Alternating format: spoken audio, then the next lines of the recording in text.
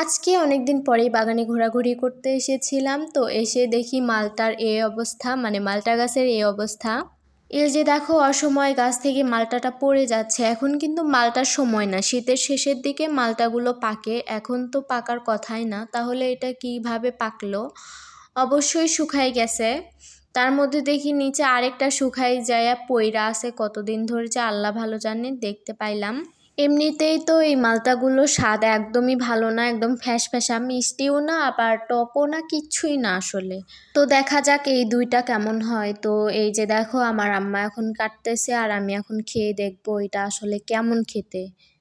সত্যি কথা বলতে এটা খেতে একদমই মিষ্টি ছিল না, একদম ফ্যাসফ্যাসা, মানে মিষ্টিও না আম্বল না, কিচ্ছুই না আসলে। এটার মধ্যে আসলে কিছুই নাই, শুধু যা আছে তা হলো ভিটামিন। যদিও বা এটা আমি এমনিই খেয়ে নিই, নুন লবণ লঙ্কা দিয়ে মাখায় লেবুর মতো করে খেয়ে নিই।